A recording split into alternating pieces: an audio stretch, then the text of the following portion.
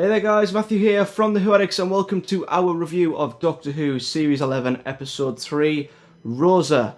And we do apologise that this review is coming a little bit later. We've literally not had a chance to get together and record the review yet. But we're here now and that's the most important thing. And before I forget, if you do want to listen to this review on the go, then just search for The Who Addicts on your chosen podcast provider.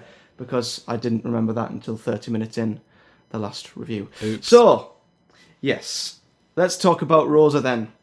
There's been a lot of praise for this one on social media. It's one of the first episodes I've seen in a long time where I've hardly seen a single person who didn't like it. So, where are we all with this episode? I loved it. Oh, loved. Well, we're starting off strong. How about you, Liv? Starting off strong. I did as well. I loved it as well. Matthew? I freaking loved it. That's 3 loved it.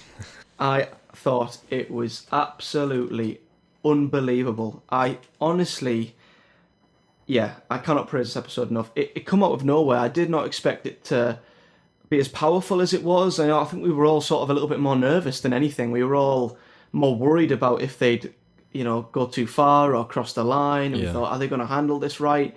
But my God, it was such a powerful, emotional, historical thriller. I loved it. I thought it was a lot of people have been saying, and it's one of the best of the modern series. Would you go that far as to say it's one of the best? Or do you think it's just an unbelievably good story? I feel like I'd have to watch it a couple more times to see if I think it's one of the best of the modern era, but it's definitely one of the best historical episodes we've ever had, for sure. And overall, it was an incredible episode. I'm not sure if I'd go as far as say one of the best in the modern era, but yeah, I really did enjoy it.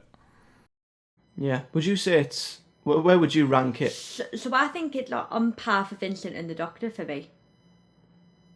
Yeah, I got them vibes from Vincent and the Doctor. It's very Same similar level. in its kind of... I don't know, they did just kind of have a similarity, didn't they? Even though they're completely different topics, both of those episodes, but you kind of get the same sort of vibe. Yeah, the same vibe, the same tone. The same, like the emotions were running high in both of those episodes. So, where do we start with it? I think we can only start with, obviously, they land in 1955. And one thing that, we said in the preview that, that Ryan was going to receive some abuse. Yeah. But I cannot believe how true and how brutal they were with the script. I can't really. I was gobsmacked. Some of the words and some of the terminology and the language that was getting used, like when Ryan got slapped in the face just because he picked up a white woman's glove. I can't believe watching it like the first time. I couldn't believe. So how bad it was then, like in the so separating people, so just for their colour of their skin. So it's crazy. Think about and that. I'm as much as obviously it was horrible that was the thing back in those days. I'm glad that they didn't kind of shy away as much as I didn't expect it to go that far. But in a way, it's kind of good that they showed it. They weren't afraid to show how bad it was back then. Yeah, it was. I mean, that's the best way of getting the point across, wasn't it? The whole point was to get over what it was like back then, and to really hit the viewers hard. And it is just it's refreshing to see Doctor Who be that serious. It really is taking itself seriously with stuff like this. Yeah. So I thought the whole, some of the things, as horrible as it was to watch, it made me gasp. Yeah, it did. But you've got to sort of credit the writers and also credit, the likes of Tosin Cole and Yasmin and Mandip Gill for, working with that script, because I can't imagine it was the easiest script to work with. No, not with at all. some of the language and stuff that was getting thrown around. But I think that's opened a lot of people's eyes, that they were that serious and they didn't sort of dance around what it was like back then. Another thing that I loved as well is, again, and it's a common theme with every episode so far, how good the episode looked.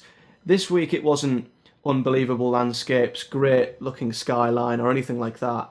I just thought that the production design looked great with the cars, the buses, the streets, the costumes. I think all of that was absolutely brilliant.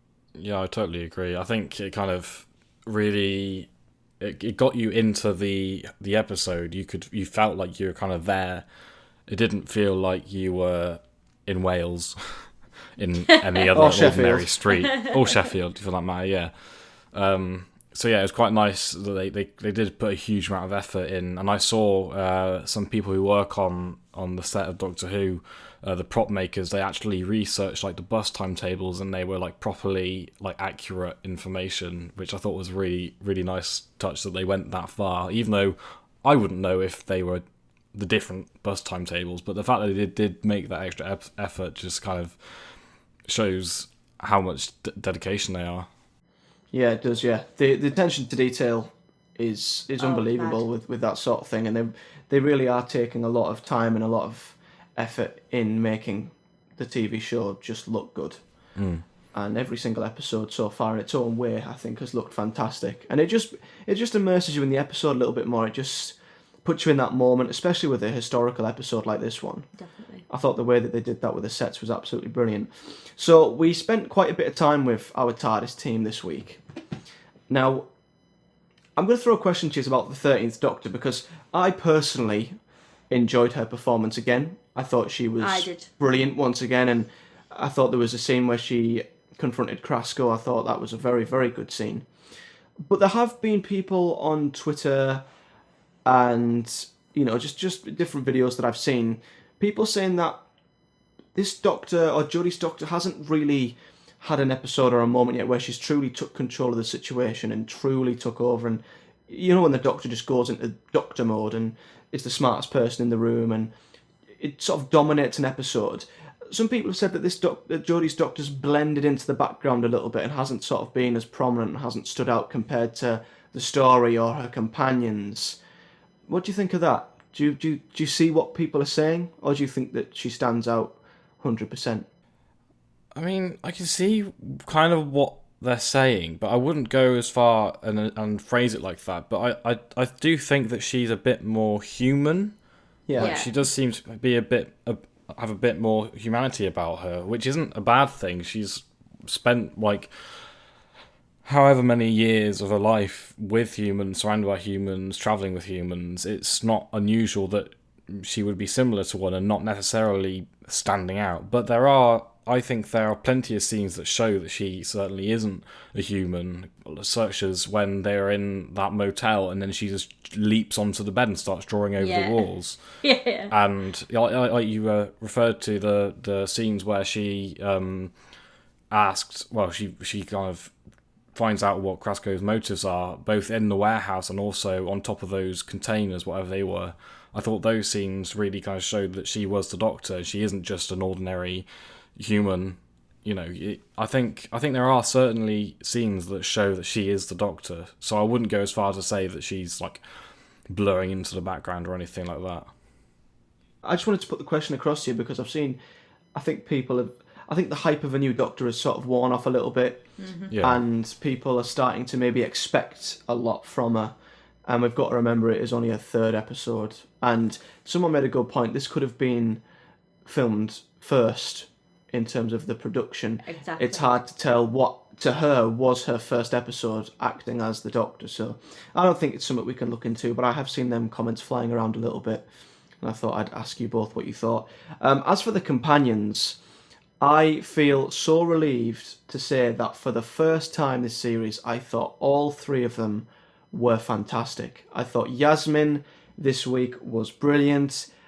Ryan, again, I thought was probably at his best episode. He, again, was amazing. And Graham is just... I don't know if I shouldn't be surprised, but I just think he has been an incredible companion. It's not what I expected. So I was watching that, and so I was sat there just blown away by his performance. Like, I seen everything in his eyes. Yeah, well, we'll get to that scene later on, I guess, when they're on the bus. But throughout the whole episode, really, the acting from all of the cast was incredible. But I do think that particularly Bradley Walsh and Mandip got a chance to kind of shine in this episode, as well as Ryan, obviously. But I feel like we have had quite a lot from Ryan and quite a lot from Graham, but I do think that Yaz got a bit more time to shine this episode, which was quite nice. Yeah, it was nice that when obviously her and Ryan got the brunt of being in the 50s, Yeah. and I think the way that they performed, to react to that was amazing, and like I said, they deserve credit for that. But I thought there were some really nice scenes again, which Chibnall continues to just slip in there, like when Ryan and Yasmin were sat behind the bins. Yeah. And I've got to say, it was a pretty powerful scene. The fact that they had to hide out of the motel just because they were coloured up. Again, it just opens your eyes to how bad things were. But there was little scenes like when they were sat by the side of the bin, chatting about home, chatting about how things haven't changed. And Yasmin was saying, I wouldn't be a police officer if it wasn't for Rosa Parks. Yeah. And Graham also had a scene where he mentioned how much he's missing Grace as well, which was another lovely touch. So Chibnall still continues to just find these times just to add these little scenes between the three of them, and I think it makes them continue to just grow as It does. unbelievable companions. And even when they were trying to track down Krasko and they were trying to prevent him from altering time, they all had a different role. Yaz was trying to stop Rosa Parks from leaving too late. Ryan was trying to follow Rosa Parks, help her, and stop the bus timetables. And Graham was just being amazing. Pretty much, yeah. Great. So I thought all three of them, companion-wise, were amazing, and I feel unbelievably happy to say that. So I think all three of them were fantastic. I think we've got to give a little bit of credit to Vinette Robinson for massive her credit. performance as Without Rosa. that, I mean, Her portrayal as Rosa was unbelievable. yeah, I think as a historical figure, she stands up there for me as one of the best. What did you think? Yeah, I think both in terms of her acting, her writing, even down to the costume and the way that she looked in the episode, it was amazing. And I must say, I've seen some other TV shows she's been in that I haven't been convinced by as much, but this episode, she has me, definitely. Yeah. Yeah, she was I 100% agree. yeah, she was an incredible historical character, and she's definitely going to be up there, I think, with some of the best that we've had. And her performance was absolutely amazing. As for the villain, The Now- sci-fi. Now, this is where, again, I can't seem to get on board with, yet again, I just feel like the characters and all the side cast are standing out a million times more than the villains are. Yeah. I get that. I mean, it's quite difficult because I do find that, especially with this scenario and this episode in particular, is that you can't mess with it too much. Obviously, certain things happen and they have to happen, and you also, if you add too many aliens and everything into it, it becomes quite forced, possibly. But personally, I found that Krasko was quite a decent villain. I mean, I can see where you're coming from in that it's obviously the side characters and the companions stood out a mile. But I think that the use of Krasko was quite clever because it was subtle, but it was there and it was a threat, and they kept on, trying to prevent him from altering time. But as it actually said in the episode, that he was always one step ahead, and he always thought of extra things to do to alter time, and just subtly. And I think it's something quite cool that they haven't done a lot on Doctor Who that I can recall anyway. But like focusing on how you do a small tiny thing and yet all of these things could change. Like literally one thing, like having a different bus driver, could mean a completely different situation. So I'm personally okay with the villain. yeah, I see what you mean. I think for me, what he was trying to do and how his character was written, I don't think was too bad. I like the idea of I think he was like a past prisoner in Stormcage. Great Yeah. reference, by the way, that they just put in there. That was a good subtle reference, wasn't it? It was very nice. Obviously, he had a vortex manipulator as well. So, nice little references that made you sort of relate to him a little bit with past, Doctor Who and past villains. But I think it was more I don't want to not. Well, I think what was his name? Was it Jamie Bauman? Someone Bauman. I can't remember that guy's name, but I wouldn't say it was his motives and what he was trying to do and how he was written that was the problem. I think it was maybe how His he was acting. performed. Maybe I think more it was his look. I just never thought that as a villain. I never once looked at him and really wanted them to beat him. I never looked at him and thought you are a nasty piece of work sort of thing. He never looked evil. He never had that villainy about No, he him to didn't. make me really dislike him. No, I get that. So I think in terms of what he wanted to do, I think that was great. A villain that is just trying to nudge time ever so slightly. He's not trying to take over the world. He's not trying to do it. He's trying to just cleverly nudge something so small and completely ruin everything. I think that's a great idea that only Doctor Who can really do. I think it was just his look and maybe his performance. There just wasn't enough evil villainy about him to really make me think, yeah, I want them to beat this guy. Yeah, that's fair enough. So So that's at my only first- issue with him. At first, so at the start of the episode, so when we seen him around the TARDIS, and there he was just trying to get into the TARDIS because I was like, oh, this is interesting. Who is this about? Who's this guy? You were very intrigued, weren't you, when you first Yeah, we saw were him? so all this intrigueness, and then as the episode went on, he dropped massively.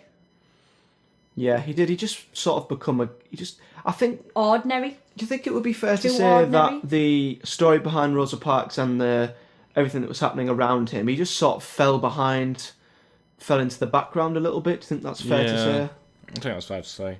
Yeah, I mean, I had a thought, and I thought that, is he really the villain of the story, or is he sort of embodying the villain, which was racism? Was racism the villain in this, or was time the villain in this? They were fighting against time, or were they fighting against, the horrible racism that there was? Obviously, they were fighting to keep the future intact. They were fighting to stop this horrible racist way of living that they had back then. They were fighting that didn't happen anymore. So part of me was sort of thinking a little bit deeper into it, and I thought, was he really the villain, or was he just sort of, There. was he Just sort there. of pushing the real villain Yeah, sort maybe. of thing? So yeah, I'm not too sure, but in an episode like this, I don't think the villain's the main focus. I think it was more around the story of Rosa Parks and everything like that. So they all go off, obviously, and they all had some great scenes when they were all trying to do their own little thing to, help keep time together. But obviously, it all come to the conclusion on the bus, and I think that the scene on the bus for me is one of the best scenes I think we've ever had. And I honestly mean that. And the reason for that is their plan all along was just to get everything in place and then they can leave. Yeah, let time And- happen. Yeah, and one thing I will quickly say is I did think the way that Krasko was killed was a bit flat. Yeah, I do. Definitely. Just putting that in there. Definitely agree with that. Yeah, I mean, it felt good that Ryan was the one who killed him because Yeah. I felt that Ryan. Well, he didn't not kill him, killed- did he? not He just kill, sent yeah. him far into the future. Yeah, so I kind of felt that it was right that Ryan did that because he suffered a lot of abuse because of what Krasko did. But yeah, anyway, I thought that the ending on the everyone obviously just assumed that they were going to just put everyone in their place and leave. I thought they were going to do that. But the fact that they all ended up being a part of it without realizing, and the look on all their faces when they realized, and Graham especially. Particular. We Christ. didn't. He just said, "I don't want to be a part of this," and the doctor said, "You have to." It was one of the most powerful scenes that I think Doctor Who's ever written. It was absolutely agree. incredible. What did you guys think? There I was just sat there, literally close to tears. So with that music on, and so and also what got me the most was Graham's face. There he was, standing there, appalled at what was happening. Yeah, I think that scene particularly, it just rounded up what the whole episode had been leading to. And yeah, like I just said, I didn't expect them to be on the bus. They didn't expect to be on the bus, and the way that they were just horrified that they had to witness that. But they had to, otherwise time wouldn't have happened. I think that was it was really emotional to watch. Yeah, I mean, we've seen it before in like the Waters of Mars and stuff, where the Doctors had to make sacrifices to keep time in place. But I don't think it's ever been done like this before, where the characters have become such they've become such a part of the story, with Ryan obviously and Yaz suffering all this racism, and the reason why they are fighting to get everything back in place is so that they can have a future.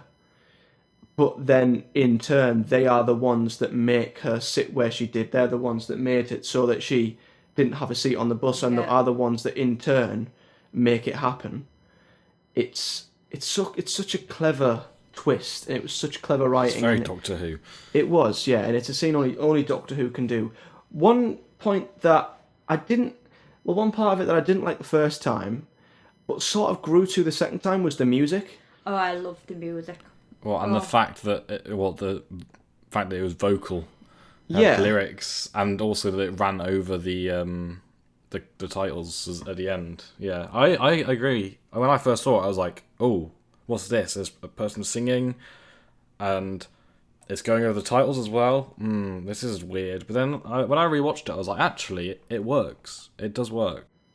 Yeah, I'll tell you what makes it work as well is what I found out afterwards, because I jokingly said in my 5 talking points video that I thought it was Sia, because it just sounded like Sia. It does sound a bit like Sia, to be fair. Yeah, and all these rumours that she was singing a song for Doctor Who, I thought, well, that's the one, that's what it was. But it turns out that it is actually a song that was written for that time. For like that reasoning. It was a song to sort of rise up against that sort of thing, to rise up against racism. So the song itself actually had the perfect meaning. So you can't really argue with it. Exactly. It just you was can't weird get a better fit. Yeah. You just can't really. It's just having a song with lyrics that was obviously aft. Because the music that was in the episode before that was all sort of music that you'd hear from around that time. And whilst we're talking about music, I thought the music that was composed for the episode, especially the kind of theme that Rosa had, was really nice as well. And I'm looking forward to hopefully getting my hands on the Series 11 soundtrack. Yeah, I thought it was like a really honourable, sort of powerful. Yeah, like it was just it was a bit of music that made you feel honourable and proud, and it just made her character seem a lot more big. And yeah, I thought the music again in this episode was amazing, but the ending, and I'm going to mention this because it's gone quite crazy. I tweeted about Graham's expression, and I think it just highlights not only Mandip Gill and especially Jodie. The face on the Doctor at that point was she it was like she was holding a nerve. Yeah.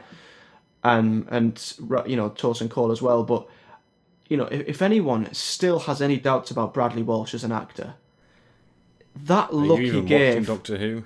Yeah, when he looked at the Doctor and just said, "I can't be here. This, I don't want to see this." He looked devastated. It was just, proof that he is an incredible actor, and he is slowly becoming one of my favourite companions. I really do mean that.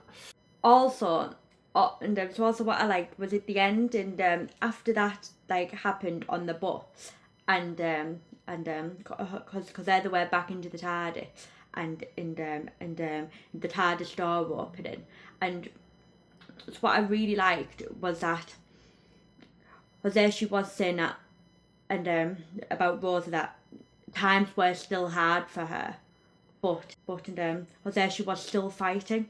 I absolutely just love that scene. Yeah, me too. And I do like that it was a history lesson as well, essentially. Yeah. Like, to give viewers, and including us, because we didn't really have a proper idea about the whole story. I mean, even Ryan didn't, and he was saying that she was the first black bus driver. Yeah, I know. So I'm glad that we're not the only ones who didn't know the story fully. But I do think that it was nice to have that story highlighted, because many people like us may not have fully known about it. And it after the episode, it was trending on Twitter. There was Rosa Parks, Doctor Who, so many things trending on Twitter, and it's just gone crazy. It's been all over the news. People have been watching it, and I'm excited to see the final figure for how many people have watched it, because I think that in this week the amount that's been talked about, it's going to be huge. Yeah, I was thinking the same. I just thought that if you were to get a checklist of what you would want from a Doctor Who episode, it would probably tick everything. Yeah. It made me laugh.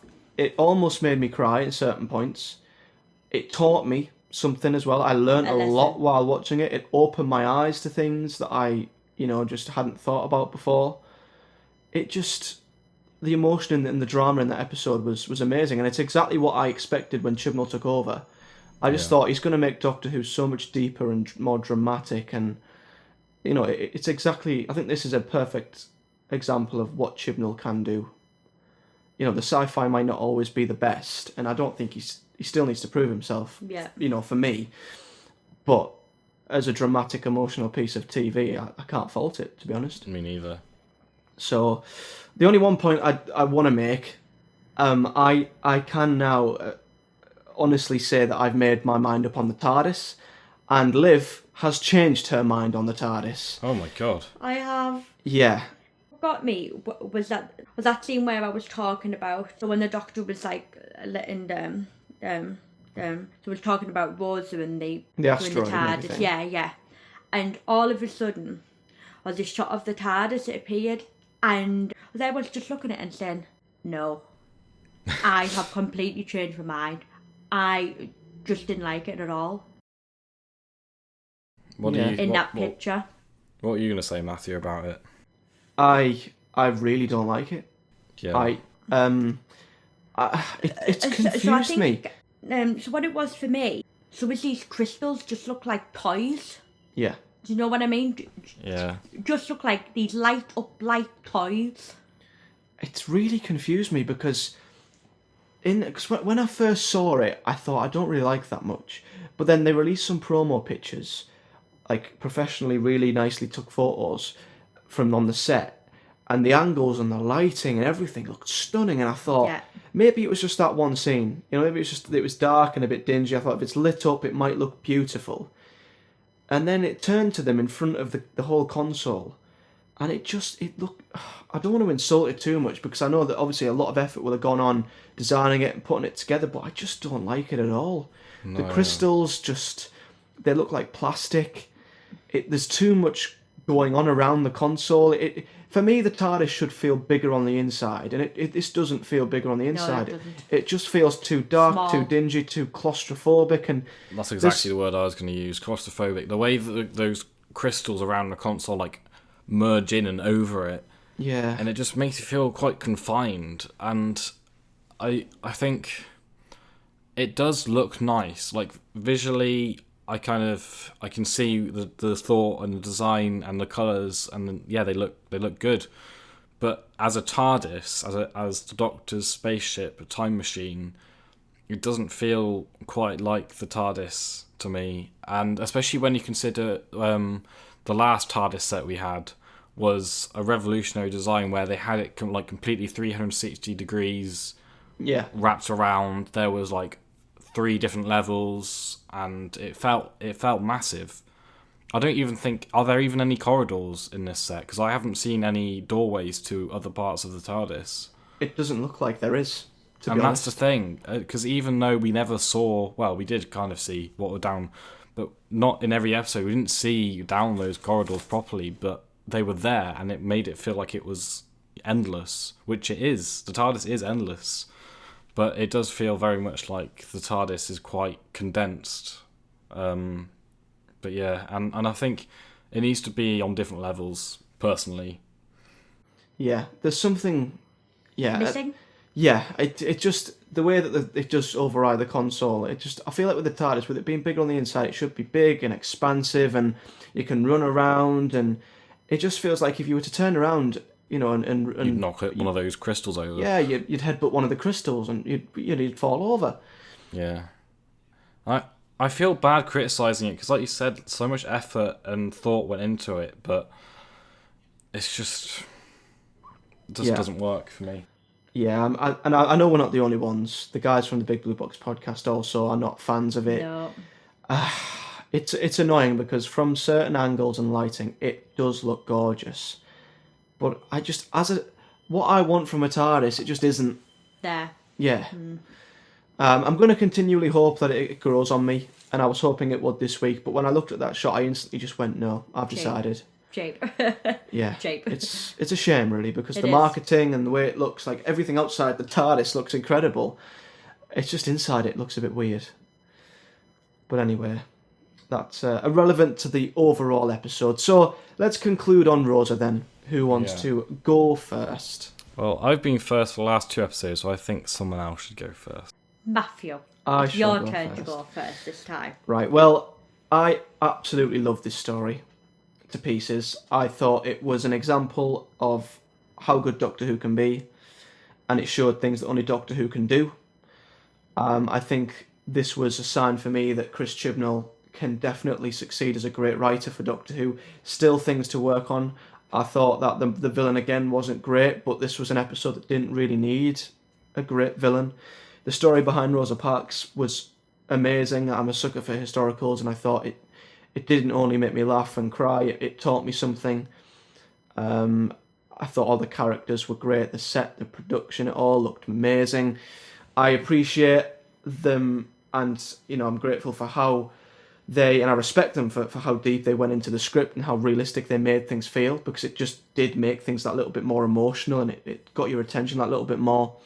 And yeah, everyone played their part, the companions, the Doctor, everyone was amazing, and the ending has to be one of the most powerful scenes I've ever seen on TV, not only Doctor Who. It was just incredible. So for me, I'm going to give it a 9 out of 10. Wow. Yes. Liv? Well, I love this story again, and also what I did like about it was that this story just highlighted what racism was back then and how brutal it was, and I think that in history lesson, because when I was at school and in history, so this was one subject that I never learned about was the Rosa Parks story or anything like that. And so in schools now, so for the schools to learn about Rosa Parks more, because all that does is just highlights racism in many ways. But I was yet again really disappointed by the villain. But Graham was fantastic, Ryan was fantastic, Yasmin was fantastic, and the Doctor was fantastic. So I am going to give it a 9.5 out of 10. Oh my goodness. Wow. I have gone that just extra inch. You have this week. Bloody hell. 9.5. Well, Jacob, you're going to have to live up to this one, mate. Well, I don't know what else I can say compared to you two, because I completely agree with both of you. It was an amazing, really powerful episode on a subject that really should be talked about. And I'm glad that it was, because it was done really well. Props to Chibnall and Mallory Brackman, who wrote the episode. And like we said, all the cast were amazing. The characters were really well done. The villain, as much as it wasn't as powerful as we would have necessarily liked a villain to be, wasn't necessarily needed to be the focus of this episode, because obviously there were bigger things concerned. The music, production-wise, everything was spot on. I loved every minute of it. The use of the music at the end, although it was different to what we used to, it fit perfectly. And yeah, the final scenes were gripping and really impactful. And I think I'd agree in saying that they're going to go down as one of the most immense scenes of Doctor Who history. And my rating is a 9.5. Oh my god, wow. I went that extra inch as well, and the only reason I'm not giving it a 10 because I just want to have more space for another episode if I need to have. I'd give it a 10 if I could. But what if something's better than this episode? Then what? Yeah, thinking ahead, Jacob. I like it. I certainly hope we get an episode better than this, but it'll be very difficult to. It was just amazing, and I just cannot fault it. The emotional journey I went through in this episode is just, it was incredible. And pacing, another thing is pacing. That it didn't feel like it slowed down or sped No. up, or it just was just a good pace throughout the episode. It just had me hooked. I was watching it throughout. Nothing kind of left me getting, oh, this is a bit boring now. Yeah, I agree. And one thing as well I noticed is that I just want to watch it over and over again. You know, the Ghost Monument, for example, we watched it twice, you know, once again for the review, and after that we were like, right, okay, let's move on. But with this, I just want to keep on watching it. And it's a good episode, and it's not a difficult watch in terms No, of... it wasn't difficult. You don't have watch. to think and be like, wait, what are they doing now? Where are they going? What are they doing? Why are they doing this? It's just a good watch, regardless of even if you've never watched Doctor Who before, which is what Chibnall promised, is that you could literally have watched that episode of Doctor Who, never watched an episode before, never not watched an episode ever again, but that episode standalone is amazing. Exactly, yeah, I completely agree. The goal that Chibnall wants to achieve, he wants to get new people on board, and he has smashed that goal completely in the first 3 episodes. Definitely. And yeah, I remember, I think I tweeted saying that if you have someone who has never seen Doctor Who before or hasn't seen it a long time, wants to know what it's about, wants to know what it can do, and how good it can be, then this is the episode to show them, because it highlighted everything I love about Who and why it's such a great TV show, because nothing else can do that. Nothing else could do could put you through that sort of emotion and do another story like that. And it is great just to see that stories like this are propelling Who back into the mainstream. It's everywhere again. So all I can say is keep it up, Chibnall. But next week's going to be a tough one, Liv. Oh, because I hate spiders. I'm terrified of them. If you have arachnophobia, God. God help you next week. Because we're going to be back in Sheffield and we're going to have ginormous spiders. Oh. Yeah. Can't wait. It's going to be a creepy one. Oh, God, I can feel my skin crawling now. And I'm not even that scared of spiders. Oh, I hate them. That's our review for Rosa. Do like this video if you've enjoyed it. Subscribe to the Who Addicts for reviews and previews of every episode from Series 11. And comment in the section below what you thought of this episode, what you'd rate out of 10. And of course, if you want to follow us across all social media, just visit our website. You can find all the info there, and you can also support us on Patreon. I am also hopefully wanting to do a video on the TARDIS, and also this horrible news that we might not be getting Doctor Who again until 2020. Oh, what are we going to do? I hope that's a lie. I bloody hope so. So, until next time, guys, thanks for listening, thanks for watching, and we'll see you next time.